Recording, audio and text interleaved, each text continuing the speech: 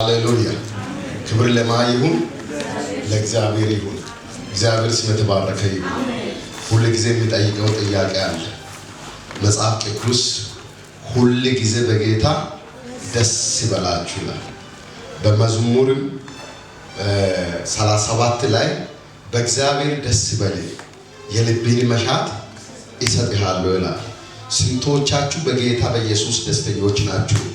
ለጌታ ብቻ ክብር ነው። ጌታ ይባርክ። እኔ በጌታ ደስተኛ ነኝ። እግዚአብሔር ስም የተባረከ ይሁን። እግዚአብሔር ስም የተባረከ ይሁን። ዛሬ እንግዲህ ጳጉሜ ስንተኛ ነው? ስንት? 13ኛ ወር ጌታ ተሸክሞ 365 ቀን ተሸክሞ ምን 365 ቀን እድሜያችን በሙሉ ዘመናችን በሙሉ ከልጆቻችን ጭምር ከህዝባችን ጭምር ላሻገረን ጌታ ሃሌሉያ እግዚአብሔር ስም የተባረከ ይሁን። ከዚህ በላይ ከልብ ለእግዚአብሔር አብ ይገባዋል። እግዚአብሔር ስም የተባረከ ይሁን። እግዚአብሔርን ቃል አነብና ዛሬ መግቢያ ለኮንፈረንሳችን መግቢያ ጥቅስ ሁላችን እናነባለን። ሁለተኛ ነገሥት ነው የምናነበው ዛሬ። ሁለተኛ ነገሥት ምዕራፍ 3 ላይ በጣም የሚገርመው 3 ነገሥታት ከሞዓባውያን ሀገር በረሃ አቋርጦ ለጦርነት እንደሄዱ ነው በዚህ ስፍራ የሚነገረው ወይም የተጻፈው። በዚህ ጊዜ ደግሞ መሃል ስንቅ ያለቀባቸው ውሃ አለቀባቸው። በወቅቱ የሚዋጉት በፈረስ እንዲሁም ደግሞ በጨበጣ የሚባል ውጊያ በቀስት በጦር ነበረና በድንጋይ እንዲያሁኑ በሰለጠነ ዓለም በኑክሌር አይደለም። ከዛ ውጊያ ላይ ርቆ ሲሄዱ ድንገት ገና ጦርነት ሳይጀመር ምን ያለቀባቸው? ውሃ አለቀባቸው። ከዛ አንድ ጥያቄ ጠየቁ። ጥያቄው ምንድነው? ቁጥር 12 ላይ አንድ ንጉሥ ኢዮሳፋጥ የሚባል ጠየቀ። ኢዮሳፋጥን የእግዚአብሔርን ቃል በእርሱ ዘንድ ይገኛል አለ። መልስ ነው ይሄ። የጠየቀው 11ኛ ላይ ነው። ኢዮሳፋጥን በእርሱ የእግዚአብሔርን የሚጠይቅበት የእግዚአብሔር ነቢይ በዚህ አይገኝምን? ሃሌሉያ። እስቲ አንዴ ቀና በሉ። ነቢይ የሚለውን ሲያገኝ ደስ ያለ። አሁን ትንሽ አፍሪካ ላይ ነቢይ የሚባለው ነገር እንደ ተራ ነገር እንደ ደላላ እንደ ተራ ሰው ይቆጠራል። አሁኑ ጊዜ ይህ እጅግ ትምህርት ስላልተሰጠ የተሳሳተ አመለካከት። ስለ እውነተኛ ነቢይ ነው የሚያወራው፣ ስለ ሐሰተኛ ነቢይ አይደለም። በልቤ ላይ አሁን ስለመጣ ልናገር ብዬ ወጣሁት አይደለም። ይሄ መጽሐፍ ቅዱስ የማያውቅ ትውልድ የለም። ይሄ በመጽሐፍ ቅዱስ ታሪክ ብቻ ሳይሆን በዓለም ድሮ ሁል ጊዜ በየዓመቱ አንደኛ የሚወጣ መጽሐፍ ቅዱስ ብቻ ነው።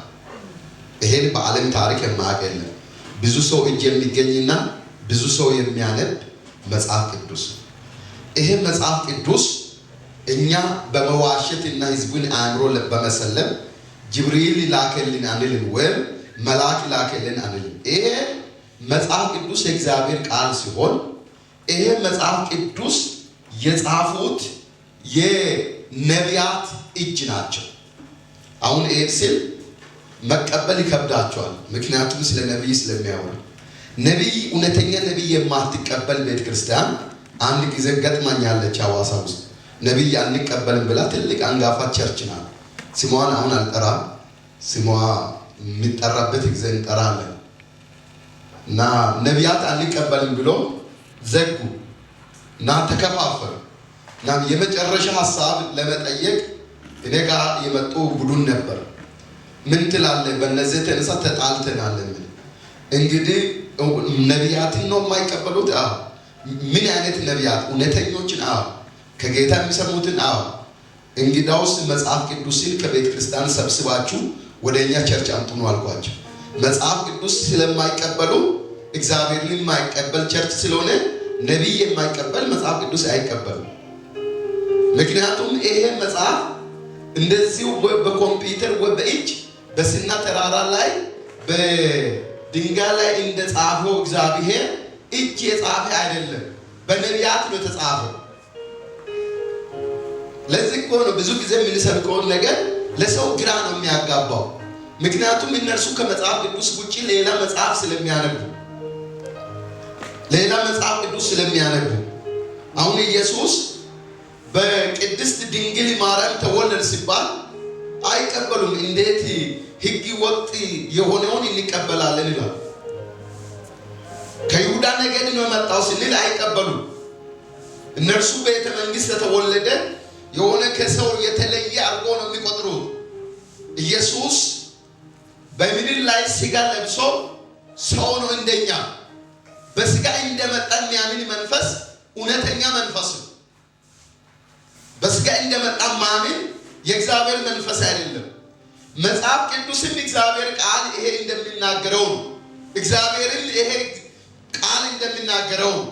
ቅዱሳን መላእክቶችም ይሄ ቃል እንደሚናገራቸው ነው። ቤተ ክርስቲያንም ከዚህ ቃል በላይ አይደለችም።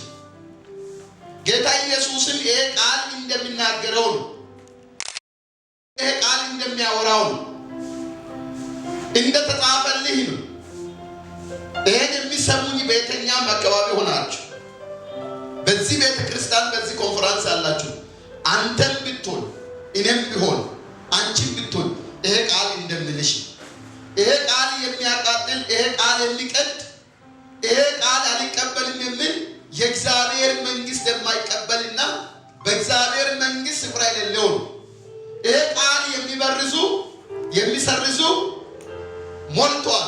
ቃሉ ላይ የሚጨምሩ የሚቀንሱ ቃሉ ወርቁም ሴሙም ወርቁም የኢየሱስ ሕይወት የኢየሱስን እውነት የሚናገር ነው። ይሄ የእግዚአብሔር ቃል ነው። ይሄን ቃል የሚቀበል እስቲ ስንቶች አላችሁ? ለጌታ እልልታ ጭብጨባ። ከዚህ ቃል ነው ኢየሱስ ሰይጣንን ያሸነፈው። ይሄ ቃል ነው የምንሰብካችሁ። ከዚህ ቃል ውስጥ የወጣ ሁሉ ውሸት ነው። እስቲ አሜን በሉ። ይሄ ቃል የጻፉት ምንድናቸው? እውነተኛ ነቢያት ናቸው። አምስቱ ቶራ የሙሴን መጽሐፍ የሕግ መጽሐፍ የጻፈው ነቢይ ሙሴ ነው። ሐዋርያም በለው ጴጥሮስ፣ አንደኛ ጴጥሮስ፣ ሁለተኛ ጴጥሮስ በአዲስ ኪዳን ጴጥሮስ ነው። በስጋ በሙያው አሳ አጥማጅ፣ በትምህርት ደረጃ ምንም ይሄን ተምሯል የማይባል ሐዋርያ ሥራና ሉቃስን ወንጌል ሐኪም የሆነው ዶክተር ሉቃስ ነው ጻፈው። ሮሜ፣ አንደኛ ቆሮንቶስ፣ ሁለተኛ ቆሮንቶስ፣ ኤፌሶን፣ ጋላታ ሐዋርያ ጳውሎስ ከኢየሱስ ጋር መጀመሪያ ያልነበረ ደማስቆ መንገድ ላይ ኢየሱስ የተገለጠለት መጽሐፍ ነው። ማቴዎስን ያ በስራው ቀራጭ የተባለ ማቴዎስ ነው የጻፈው። ማርቆስን ራሱ ወንጌላዊ ወይም ሐዋርያ ማርቆስ ነው ጻፈው። አሜን።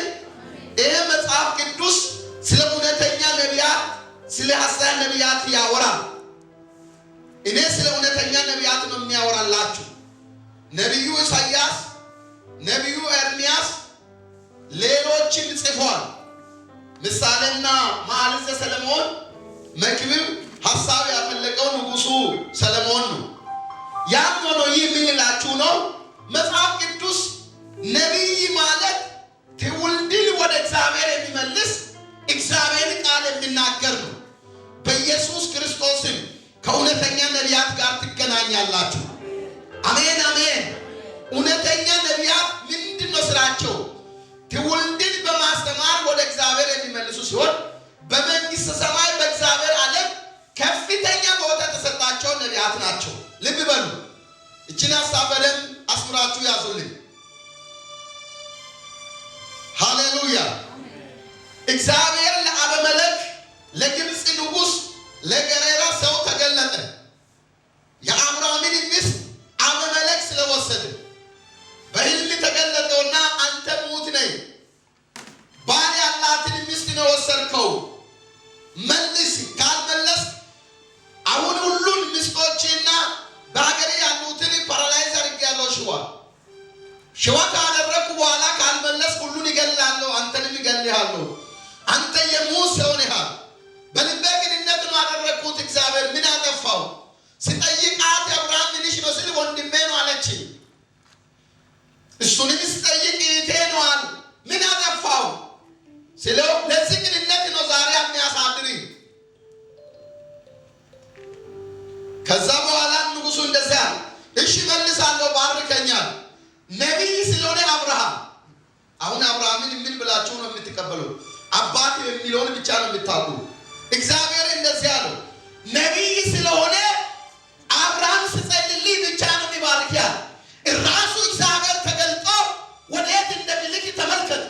ወደ እውነተኛ ነቢይ በረሃ፣ እውነተኛ